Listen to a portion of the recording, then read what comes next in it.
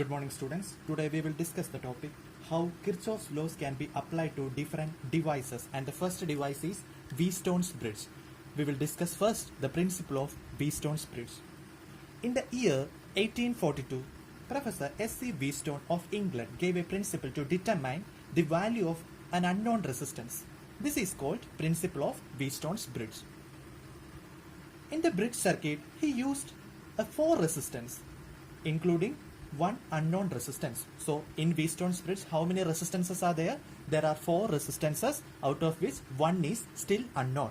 By using this principle, you will be able to find out the value of that unknown resistance. That is a good thing. If 3 values of resistances are known, you can find out the value of an unknown resistance. So in the bridge circuit, he used 4 resistances which are connected to form a quadrilateral. Between its one diagonal SL and between the other diagonal a galvanometer is connected. I will draw you the figure later. The value of the 4 resistances are so adjusted that the galvanometer does not give any deflection. That is, no current flows through the circuit. In this condition, the bridge is called under the condition of equilibrium. This is very important. When no current is flowing through the galvanometer in between the resistances, we can call it as a balanced condition of Wheatstone's bridge. Now I will draw that figure. Whatever things I have taught, I will draw them in figures. A battery is connected. From that battery, 4 resistances are also connected as a quadrilateral form, and in between a galvanometer also is connected. Galvanometer symbol is like this, or otherwise you can give G. And here also one more resistance, here also one more resistance. They all are meeting here and they will be connected to the negative terminal of the battery. This is how we are drawing a Wheatstone's bridge, and this figure is a balanced condition also. Now I will name each corners. This corner I can call it as A, this one as B, this one as C, and this one as D. Now you can see many closed loops also in this figure. This A, B, D, A is a closed loop. B, C, D, B is a closed loop also. A, B, C, D is also a closed loop. Let's name these resistances. You can give R1 resistance, R2 resistance, R3 resistance, as well as R4 resistance value. Otherwise here I am using P, Q, R, S. This will be easy to remember. P, Q, R, S are the 4 values of resistances connected in this Wheatstone's bridge, and this is the EMF E, plus value and minus value, and from plus current I is going to the circuit, and here you can see I is coming, and at this point I will be splitted. Definitely I will be splitted across these resistances. So here I am naming it as I1, and here I will be slitted to I2. And here again I1 is going into P. Yesterday we have studied the product of current into its corresponding resistance. Anyways, I1 is going, here I2 is going, and when it comes here, you can see again this I1 current is splitting. I1's current is splitting into 2 components. So I1 is coming and it has to be splitted. So it has to be splitted, and I am writing this current as Ig because Ig current is flowing through this galvanometer, correct? Ig current is flowing across this galvanometer, so it should be splitted to Ig, and here out of I1, Ig has gone, so remaining value is I1 minus Ig. So I1 current was coming, and here Ig current is going through here, and the remaining value is I1 minus Ig. I2 current is coming in this way, and Ig also will meet here, and you can see here through this line the total current will be the sum of I2 and Ig from this direction. So here the total current will be I2 plus Ig. Definitely I1 minus Ig and I2 plus Ig are coming to this direction, and at this point what will be the total value of current? I am writing here I1 minus Ig plus I2 plus Ig. What will be the value? Ig and Ig will be cancelled each other, and the final value will be I1 plus I2. Minus Ig and plus Ig has been cancelled, and the value left are I1 plus I2. You know well that I1 plus I2. What is I1 plus I2? Here I was splitted to I1 and I2. So of course I1 plus I2 value will be I. So that is Kirchhoff's first law. A current entering to the junction will be equal to the current leaving from the junction. Whatever things happened in this junction, at the end, the same current should go back from this junction. So even if Wheatstone's bridge is connected like this, if it is in balanced condition, then no current will flow across this galvanometer. You can definitely omit this part. That is the condition. That is the principle behind this Wheatstone's bridge. If it is connected in this way, and there is one more condition behind it. In the equilibrium condition, of this bridge, of Wheatstone's bridge, the ratio of two adjacent resistances is equal to ratio of other two adjacent resistances.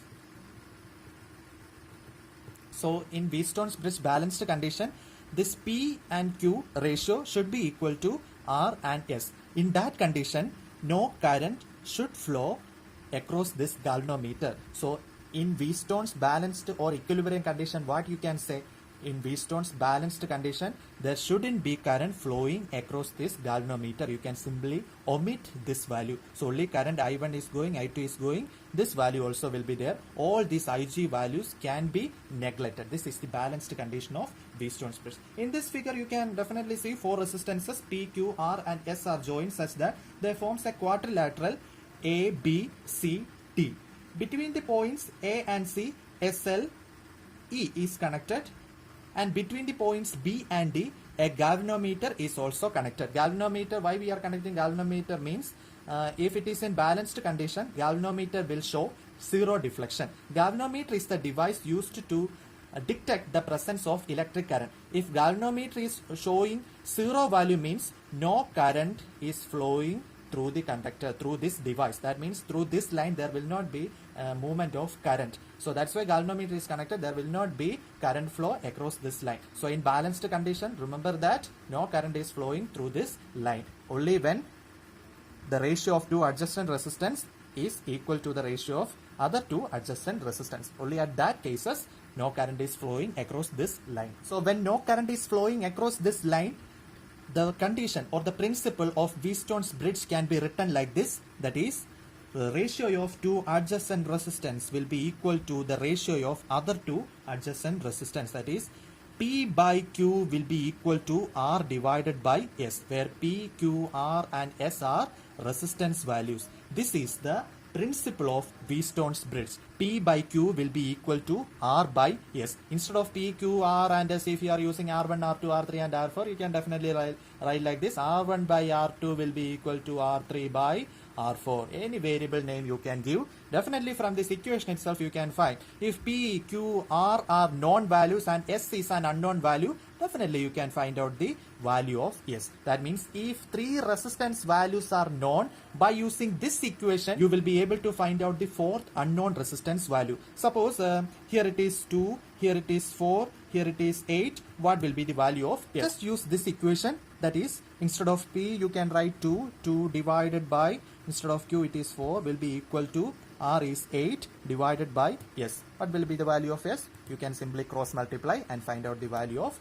S, that is in Ohm. This is how we use Wheatstone's bridge to find out the value of unknown resistance. And if you need the derivation of this equation, that also you can do by using this current splitting values. That one also I will show now. Please listen. Actually, we are finding out this equation by using the Kirchhoff's first law as well as the second law. That means I told you earlier itself, there are three loops available, three closed meshes available in this particular circuit. That means A, B, D, A, B, C, D, B as well as A, B, C, D.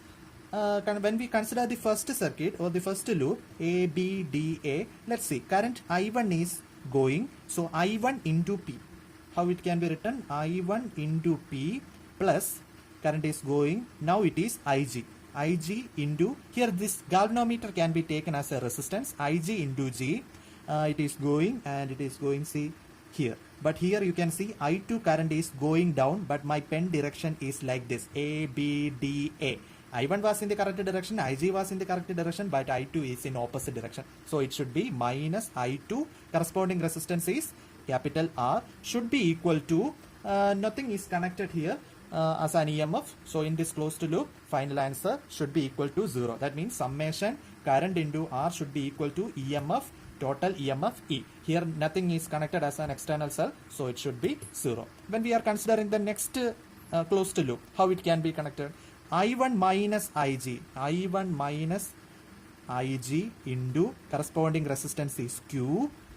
It is going down, my pen is going down, and now see this one is in opposite direction. So minus I2 plus IG into S, and here again you can see this direction is also opposite. Pen is going down, pen is going down, here it is opposite, again pen is going up, here also it is opposite. Minus IG into corresponding resistance is this G should be equal to again 0.